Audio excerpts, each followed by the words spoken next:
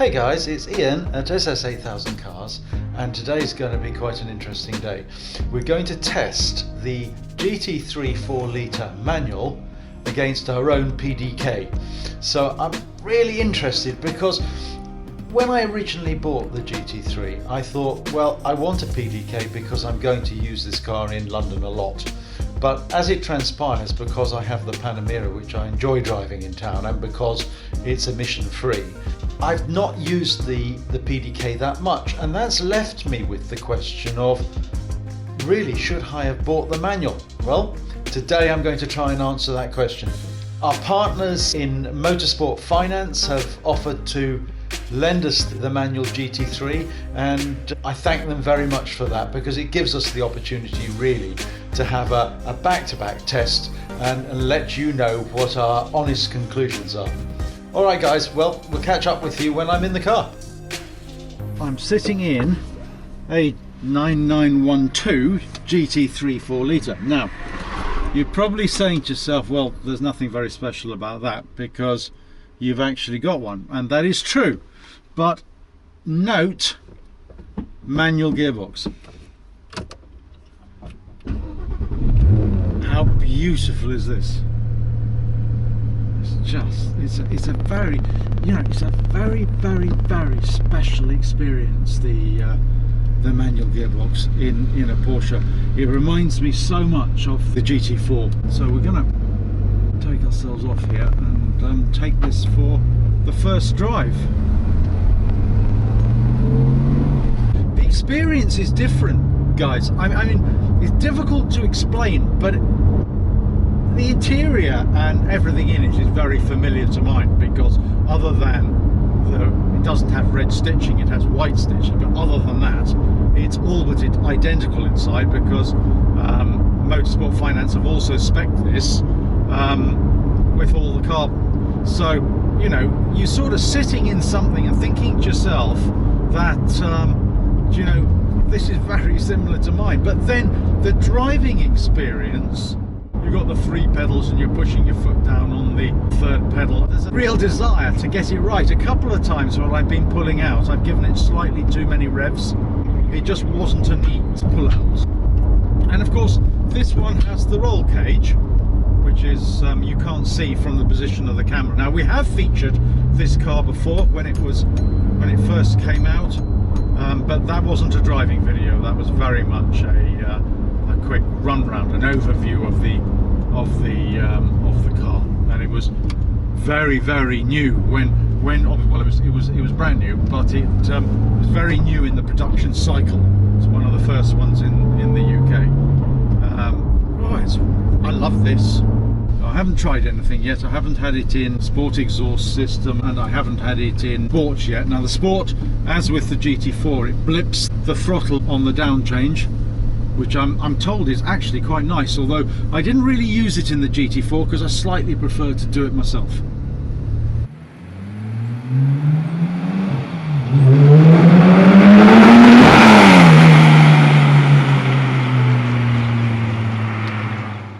With a gearbox like this, you really do ask yourself the question, why would you want the PDK? Well, you'd want the PDK because ultimately outright performance on the track is going to be faster, as noted by the fact that both the GT2 RS Porsche and the GT3 RS are PDK only.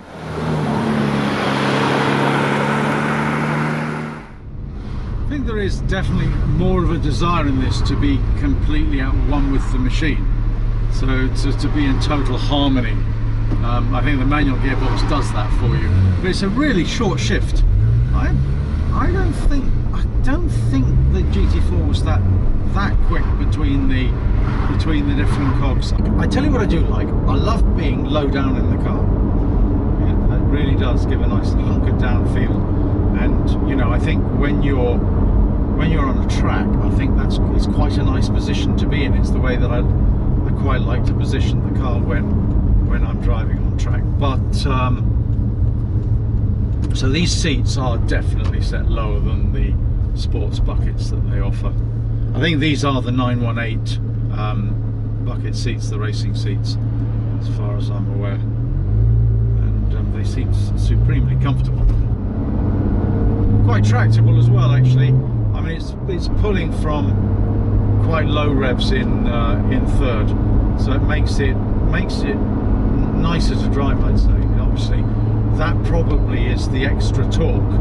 I think one of the differences between the first generation 991 GT3 and the second, i.e. this one, is that there's more torque, and I think I'm aware of that in the PDK, but I think I'm especially aware of that in this.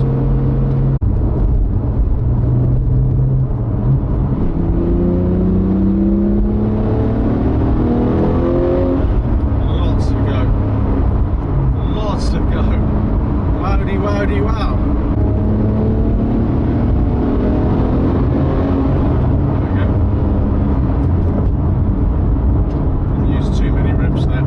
Simply don't need to, actually. There's a lot of thrust available at quite low revs. Now that does surprise me slightly.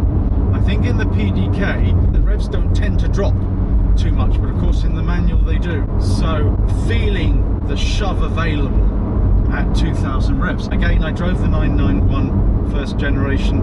I don't remember it being anything like that. Like, it's just lovely, lovely. The noise that gets into the cabin when you're doing at speed, it is noisier than your normal 911 without a doubt, but the ride is just fantastic. I mean, you know, this is, I said this in my GT3 full review, that this road is going to upset the apple cart if any road does, and the GT3 just rides over it.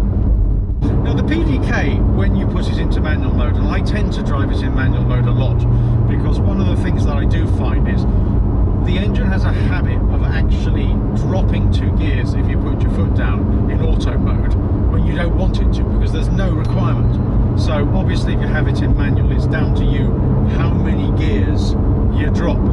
But the thing about the manual is it's instantaneously there, isn't it? I mean, it's just whatever gear you want to be in, it's entirely up to you to...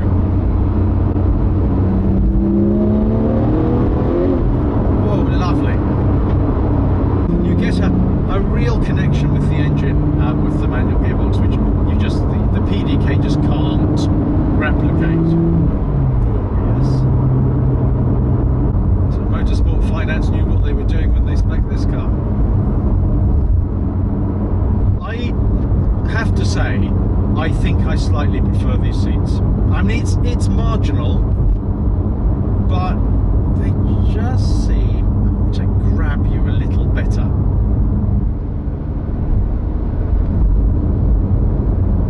I think Porsche are one of the very few manufacturers that have a sort of an in-between seat, like mine, which is still a bucket seat, but a little bit more usable than perhaps these would be.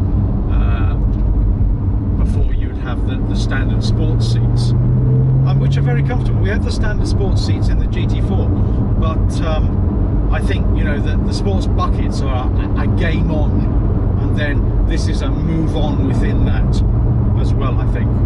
So I'd say this is the perfect weekend car. It has everything going for it.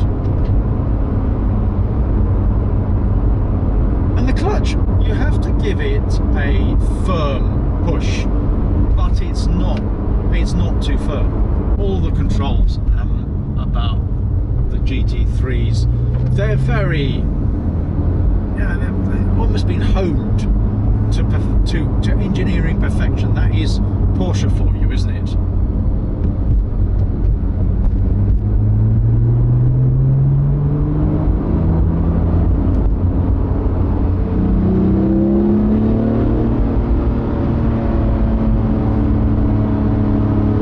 Rev it to 9 either, because I find that even at 7 it sounds absolutely unbelievable.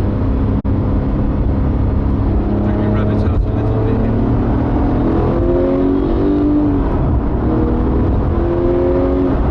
Fast enough. Yeah, lovely jumping. You listen to this.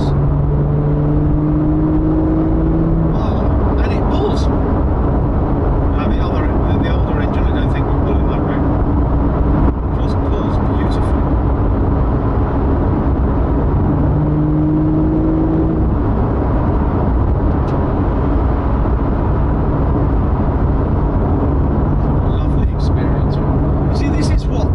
driving experience is all about. It's a connection between the machine and yourself, and it's just lovely. Let me put sport on, let's just try and see. Okay, it does it nicely actually, I have to say. However, I'm going to switch that off again. Yep, having tried it. I think I did that with the GT4 once. I switched it off and I switched it on once, tried it, thought, that's good, but it's not quite as satisfying as doing it yourself. Although you have to put up with the odd missed gear change, I think, when you do it yourself. But, you know, that's the ways of life. This is a lovely, lovely driving experience. It is subtly different to our PDK, no question. The whole driving experience is changed, only marginally, but enough to make a difference with the addition of the manual gearbox. Well, I just love playing around with trying to get my revs right.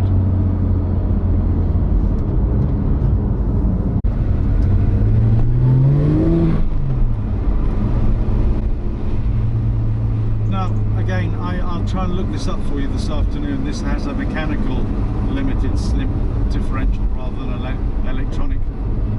I imagine they both do exactly the same thing. The electronic one might be a little bit quicker to come into play, perhaps. I mean, I don't know whether it's my imagination, but certainly when accelerating hard around a left-hand bend, you can feel the rear end wanting to twitch very slightly. I mean, I'm not taking it to a point where it does, because there are other people out there that can do that better than I. But it just wants to, I don't really get that in the PDK. But on the other hand, when I'm into my slower turns with the PDK, I've mostly put it back into auto mode again. So it could well be that that's why. I mean, I'm not provoking the rear. I think with a manual gearbox you do actually have a very slightly more control over what you want the car to do, how you want it to react. And of course, not only have you got a low front splitter, but you have the addition of having the rear diffuser with the fins underneath the car right in front of the silencer box on the exhaust system. So you have to be careful of that. And as I said, when I came out of the villa in the south of France, it didn't matter whether I was coming out backwards or forwards. We were so close to catching either the front splitter or the rear fins.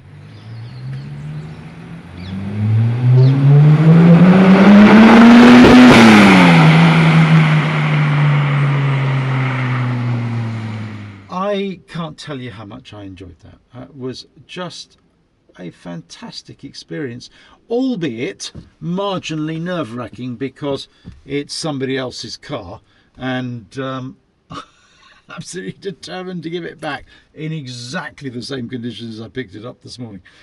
Right guys, well, thanks for being with me today on a bit of an adventure. We've had the GT3 4.0 PDK pitted against the GT3 4.0 manual, and interesting conclusions. But I think in the end I'd probably for myself still go for the PDK, because that opens up a raft of driving experiences that I probably wouldn't use the manual for. But if I was choosing one of these cars for high days and holidays, it would have to be the manual. Thanks for watching guys, it's Ian from SS8000 Cars, signing off.